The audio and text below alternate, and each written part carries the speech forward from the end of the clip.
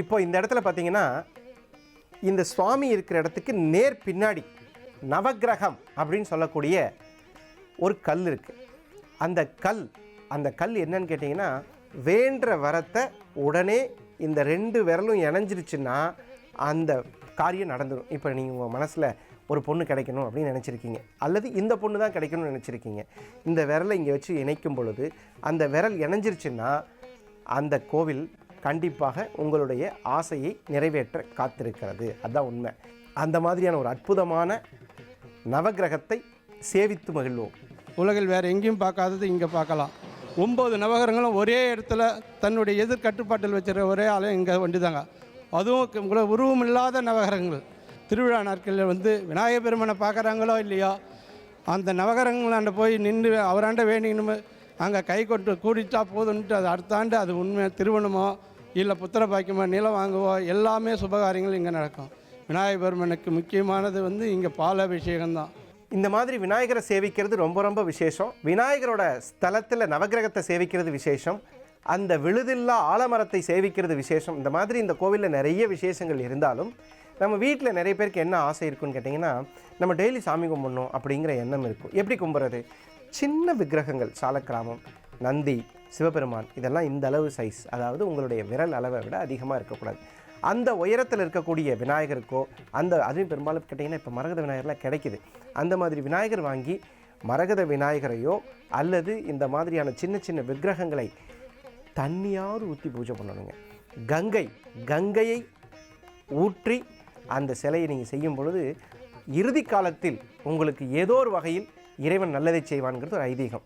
குளிக்கும் போதாவது கங்கா அப்படிங்கிற வார்த்தையை சொல்லணுமா? கங்கை என்ற வார்த்தையை சொன்னாலே புண்ணியமாமா. அப்போது வீட்டில் கூட நம்ம சொல்லிக்கலாம், தண்ணி எடுத்துகிட்டு வாமா அப்படின்னு சொல்கிறதுக்கு பதிலாக கங்கை எடுத்துகிட்டு வாமான்னு சொல்லிக்கலாம். கங்கை என்ற வார்த்தையை சொல்லும் பொழுது நாக்கும் புனிதமாகிறது. இந்த மாதிரி கணபதி, ஆலமரம், அந்த சிவன், பிரம்மா, விஷ்ணு மும்மூர்த்திகள், இன்னைக்கு சங்கடகர சதுர்த்தி, இப்போ ஒரு கணபதிக்கு ஒரு தீபாராதனை பார்க்க கொடுத்து வைத்திருக்கும். அந்த தீபாராதனை சேவிப்போம்.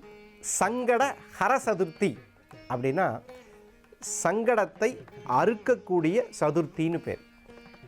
அந்த ஹரம் அப்படின்னா அரஹரா அப்படின்னு நம்ம சொல்லுவோம். அந்த மாதிரி சொல்லும் பொழுது அறம் என்றால் அந்த கஷ்டத்தை தீர்த்து விடுதல். இன்றைக்கி யாரெல்லாம் இந்த லிங்கம் மாதிரி இருக்கிற அந்த விநாயகரை கும்பிட்டா கண்டிப்பாக பொய் சொல்லாமல் இருக்கிறவங்களுக்கு இந்த பொய்யாமொழி விநாயகர் அருள் புரிவார்.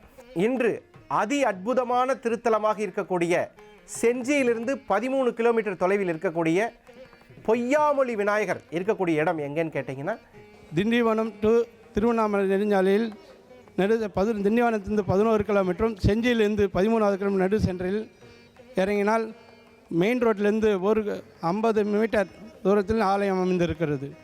தீவனூர். இந்த தீவனூர் ஞாபகம் வச்சுட்டா ஈஸியாக புரிஞ்சிடும். தீவனூருங்கிற ஸ்தலத்தில் அருள்மிகு பொய்யாமொழி கணபதி இருந்து நம் அனைவருக்கும் அருள் பாலிக்கிறார். அதே நேரத்தில் நாளைக்கு அற்புதங்கள் திருமாலயம் பகுதியில் நம்ம நினச்சி வச்ச பேச்சை நல்ல விதமாக நடத்தி கொடுக்கக்கூடிய பேச்சியம்மன். இப்போது இந்த வெள்ளலூர் திருக்கோயில் எடுத்துட்டிங்கனாலே, வெள்ளலூரில் நிறைய கோயில் இருக்குங்க. இந்த திருக்கோயில் பார்த்திங்கன்னா கோவை மாவட்டத்திற்கு முதல்ல ஆரம்பித்த ஊர் வெள்ளலூர். இந்த வெள்ளலூரில் நிறைய திருக்கோயில், பெருமாள் கோயில், சிவன் கோயில் நம்மளே நிறைய பார்த்துருக்கோம். ஆனாலும் இன்றைக்கி முதல் முறையாக பேச்சியம்மனை பார்க்குறோம். பேச்சியம்மனினுடைய அபிஷேகம் பார்க்கும்போது மனசில் என்ன தோணுதோ அதை வேண்டுனா கிடைக்கும் கண்டிப்பாக.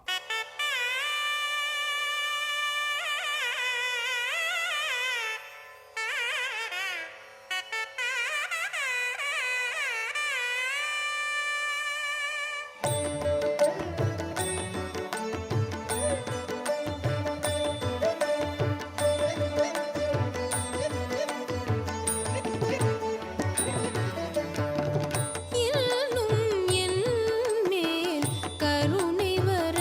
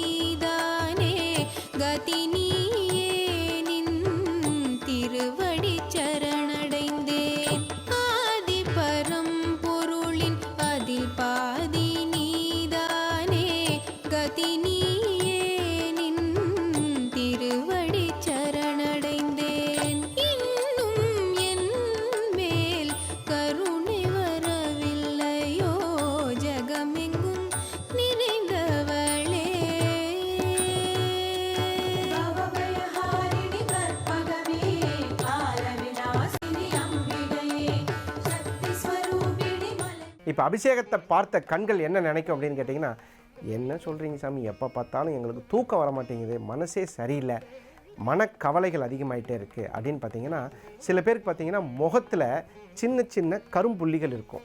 அந்த கரும்புள்ளிகள்லாம் வந்து அதுலேயும் பெண்களுக்கு ரொம்ப கஷ்டமான விஷயம். அது வந்து என்னென்னமோ மருந்தெல்லாம் போடுவாங்க, கடலை மாவு என்ன போட்டாலும் சரியாகாது. அப்போது யார்கிட்ட இதை போய் பேச முடியும்? ஒரு பேச்சியம்மன் இருந்தால் தான் பேச முடியும். யாராவது ஒரு கோயிலில் போய் பேச்சியம்மன் தாயாரை வணங்கினால்